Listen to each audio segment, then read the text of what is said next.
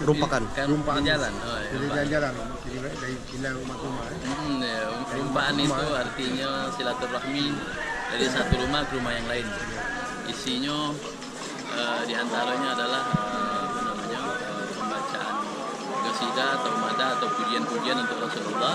Setelah itu membaca Fatihah, kemudian membaca doa, dan ada hidangan. Setiap tahun? Setiap tahun. Baik Idul Fitri maupun Idul Adha. Pesan-pesannya, Wid? Pesan-pesannya.